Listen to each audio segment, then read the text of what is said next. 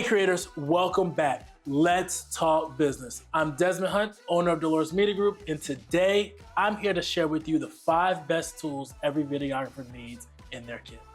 Whether you're just starting out or you've been shooting for some years, these tools will help elevate your work. They're going to help improve the efficiencies, and most of all, they're going to keep you prepared for just about anything. And I'll be honest, I have a lot of gear. I've looked around, I've tried to say, how can I scale this down? So we're probably going to do a lot of these 5 best tools, just being honest with you. But these are the 5 tools that we're going to talk about today that I think that every videographer needs, especially if they're building out their kit or they're just starting out. So very first thing is going to be a quality microphone. Say it with me, a quality microphone. Audio can make or break your video. You can have stunning visuals, but if your audio is bad, the viewer's clicking away and they're clicking away fast. This is why I always say investing in high quality microphones is really a non-negotiable. Don't get me wrong. Amazon has some good mics. Yes, they work. And some of these high quality mics you can find on Amazon, but you're going to want to make sure that the audio can stand on its own. Remember, built-in camera mics are usually weak. They're not very strong. They're not capturing you speaking or the noise that you want to be heard clearly. They're capturing that ambient noise. They're capturing a sound that's usually flat. So a good external microphone is ensuring clarity, depth, and also focus in your audio. Let me say it again. A good external mic is ensuring clarity, depth, and focus in your audio. For my audio heads there, they're like, yes, preach, preach, preach. I'm just telling you the truth. Because oftentimes when you're watching that movie and you're definitely in the theaters, the visuals are amazing, but it's that boom, it's that rustle, it's that squeaking noise that you're hearing that's saying, something's coming. And so just think about it. As you're building a video, as you're creating maybe even an interview, you want people to hear the person for their authentic self. You don't want them to hear an ambient noise because it's that audio that makes everything, definitely when it looks at a movie, just sound beautiful. So for interviews or running gun setups, shotgun mics like the Rode NTG5 or the NTG3 are perfect. I personally have the NTG5. I have 2 of these, and I also have an NTG3. And I use these often when I'm doing interviews. I like to boom them overhead. It usually looks like this. And it's that direct audio, right? It's a very directional microphone. But what it does is it minimizes that background noise. Doesn't mean that you won't have any, but it's minimizing it. It's keeping that audio focused on where it needs to go. Also, if you're working on weddings or corporate videos, wireless lavs are amazing. I personally have the DJI Mic 2s, and I also have a few Sennheiser AVXs. I've had these longer than I've had the DJIs. I will say though that DJI has really upped their game over the years. Their mics have been really top notch. I love the quality, I love the build, and they withstand a lot. But these are my workhorses. The Sennheiser AVXs, while they don't have 32-bit float into them or any of those all cool fancy things, these work great definitely in the corporate space, especially when you have multiple people talking and you can plug them in to an audio recorder. Doesn't matter which one you decide to go with. I personally, like I said, I have both because you never know. The situations may require something different, whether you need something quick or whether you have time to actually mic a person up. But at the end of the day, I just always highly encourage that you have a good microphone. So when we're looking at these, whether it's a shotgun mic or a lav, just remember, clear audio builds trust with your audience. Don't let bad sound ruin your amazing visuals. Now, second thing, this is something that I will say has been a lifesaver for me over the years. It's a camera cage. Number 2, camera cage. Camera cages are essential to every videographer's kit. Not just because it looks cool. I used to think, oh man, that little silver thing on the camera, yeah, that's not the reason why you buy it. What you're buying is protection. It's stability, it's versatility. It allows you to build onto your camera. What you'll notice is that a cage provides that steady and sturdy framework for your camera, making it easier to handle and also rig up accessories like monitors, adding a microphone on top, maybe a light. I will also say that when you think of your cage, also look at it as the small bit of insurance. So for example, if you're shooting handheld or on a gimbal, a cage helps distribute that weight across the gimbal. It's also giving you a better control and less fatigue. Why? Because most of these cages have some type of handle or they're having some type of area in which you can build out onto to where you can put a handle in there. So it's allowing you to control that more than just the camera itself. Plus, it's giving you the extra layer, like I said, of that protection. If I can't say it enough, I'm gonna say it again. It will help save your camera when it falls. Not if it falls, when it falls. Doesn't mean it will always save it, but it can try to. I know there are times that we're looking and we're saying, oh man, that's just a little bit of metal. That little bit of metal helps shock absorb a lot. Personal favorite of mine is the small rig. I run with small rig often when it comes to cages. Why?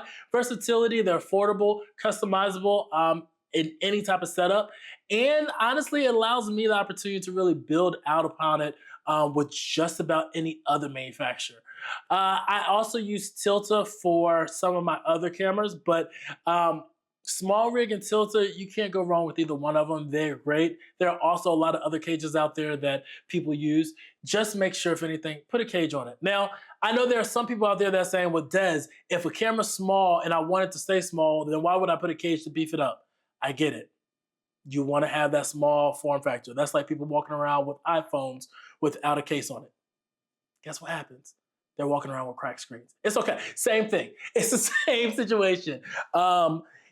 Doesn't mean that you will drop your camera. Just know that it opens up the possibility, and at the same time, United will build off of it. So that means you're bringing in more to a set that you may not want to.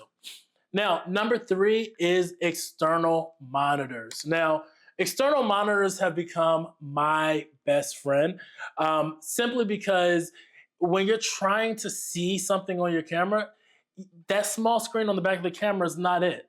We're getting the screen may be bright and it may be cool, but you want to be able to see all the detail. So that's why I typically recommend that you get a monitor. Doesn't mean it has to be the most expensive monitor. And I will tell you that when you think of a monitor, think about shelf life. It's going to last you a while. It's going to last you for a very long time. I'll be honest, the video that I'm recording right now, the external monitor that I'm using is the same monitor that I've had probably for the last 7 years, maybe 8 years. There's a lot of use cases for them. But that's where, these monitors come in handy. Why? Because I have my camera set up, but I'm also still able to see myself in a little bigger and brighter display. Also allows you to ensure that your color accuracy is there, and it makes it easier to focus your frame and expose shots correctly. So you may say, well, Des, which type of monitor should I get? Honestly, find one that fits your budget. But the ones that I use, I like the Ninjas. Made by Atomos. Atomos Ninja 5 is a good one. And then I also have the Portkey. I use the Portkey right now for a director's monitor. I'm still building it out, testing some things out on it, so it's not fully done. But both of these monitors are great. The Ninja 5 really is a 5-inch monitor screen. The Portkey is a 7-inch. I love it. Mostly for the Ninja, I love it because it has that option to do external recording. I don't really use that feature that much, but it means that you can capture higher quality videos directly onto a solid state drive instead of using your camera's internal codec. Also, that's a huge deal if you're shooting in 4K or RAW formats. Like I said, they're giving us what we need right now, so you may not need that. Also, when you're thinking about external monitors, they're extremely helpful during interviews, multicam shoots, or working in like those bright outdoor conditions. So they allow you to see exactly what you're capturing and eliminate the guesswork, because we all have been there that we get back home and we're like, oh my gosh, I missed the shot, or oh my gosh, that person's out of focus. So having a monitor helps prevent that, right? So trust me. Number 3, you're going to want to have. It's a keeper. Number 4, solid slate drives. Where are they? Right here. So my solid slate drive of choice is SanDisk. Hey, I tell you guys this all the time. I'm not here to compare brands or anything like that, but here's a few other options. I've had G drives, I had Samsungs, and honestly, these have been tried and true for me. These work well, they work great. I haven't had too many issues with them, but for speed and size, SanDisk, they hit the mark for me. Now, a lot of people say, why solid slate? Well, let's be honest. Solid slate is the future. Solid slate is the now. We're past spinning disk. And when we're thinking about storage, as a videographer, we deal with massive files, such as 4K, 6K, even 8K footage. And these are becoming the norm. And so a solid slate drive, hard drives are essential because they're fast, they're reliable, and they're portable. It allows things to move quickly in and out, meaning you can transfer onto the drive and off the drive fairly quickly. Speed is everything when transferring or editing large video files. You need the speed to be able to keep up with the 4K, so your actual computer is not buffering. You need the speed to make sure you can get the files on there. And when I'm looking at speed, I'm looking, like I said, at SanDisk, those Extreme Pros. They're blazing fast for the read and the write speed. I also like the Samsung T7s, which means you're spending less time waiting for files to transfer. I remember the days that I'm saying, hey, babe, let's go ahead and cook dinner. And by the time we get done cooking dinner, guess what's going to happen? The file should be done, and it's still not done transferring. That's annoying. So when you're thinking about editing, when you're thinking about transferring files, you want to think from the level of efficiency. Biggest thing that you're going to hear definitely on this channel is how to be an efficient creative. It's not so much always about having the best gear, but also being efficient in it. And so when we look at our solid slate drives, that would be my number 4 thing that I think every videographer needs. Not to mention they're compact and they're durable. I literally travel with my solid slates everywhere that I go, and I'm able to use them when I'm on the airplane, and it's not that much extra that I have. On my next video, I'll show you a few other accessories that I use that I think will help even managing those solid slates. But here's the thing. Traditional hard drives may be cheaper, but they're slow and more prone to failure. So when you're dealing with the valuable client footage or a personal project that you need storage that won't let down, just gonna be honest with you, solid slate's the way to go. I can tell you that definitely in 2023, 22, even in 24, I got the phone call from a few photographers, videographers that are like, hey, my drive failed. Do you know where I can go to get it fixed? Or someone who can recover this data? And while that's possible, that means dollars. So a project that you may have done for a client, you don't want all of your income going back out because you got to go fix something that you could have avoided in the beginning. So I promise you, I've made these mistakes. My peers have made these mistakes. Listen, we're just trying to help you be better and more efficient and save money. Now, last thing for today is going to be the CF Express or SD cards. Now, these I will say are important because they're like the heartbeat of your camera. They're that internal thing that allows you to be able to capture the image and put it on your computer, edit it, and give it to your client. But at the same time, you want to make sure you're getting good ones. You want to make sure that you're getting something that is going to be reliable. So when I'm looking at my cards, I'm usually looking at brands that I trust. So without reliable cards, your camera can't perform at its best, meaning the card itself, there's a bunch of little numbers on these cards and they matter. So for example, that megabytes per second, that's letting you know how fast the card can read and write. It's also letting you know how fast it can transfer off. I personally use Angelbird for all of my CF Express Type Bs. I've heard great things about the Sony Tough cards. I've heard great things about Lexar. And I've also heard some good things about the SanDisk cards as well. Definitely when it comes to SDs. But you want to make sure that your card is able to read and write at those high resolutions. Remember, we talked about this earlier. 4K, 6K, even RAW formats require certain cards with high rate speeds. Why? Because the camera is capturing a lot of data at a very quick time rate. So That's where those CF Express cards are going to shine. They're going to get a little warm from time to time, but it's okay. They're durable. They can withstand the tough times of heat as well as speed. For smaller projects, you can look at the UHS-2 SD cards like the SanDisk Extreme Pros, and they're extremely great cards. I personally like V90s for some of my cards because it allows me to still capture those high frame rates. Now, here's a pro tip.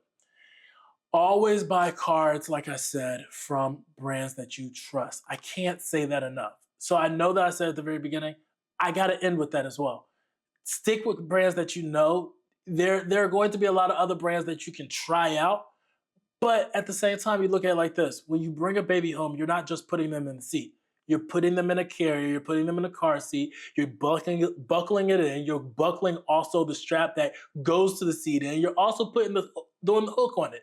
That's the same way I think you should think about even when it comes to your cards. You want to make sure that the thing in which you're going to capture your product, your projects on is solid, right? So hold on to that. Losing footage is a nightmare, and it happens all the time because people are buying cards that they don't trust, that they don't know, or just because a card failed. Another tip right here, always shoot dual cards. So meaning if your camera allows it, you can record it twice, meaning putting it on a SD as well as a Type B. But last thing is make sure you have a battery for it, extra batteries to be able to withstand that. Doesn't mean that it's necessary, but it's a good tip to have.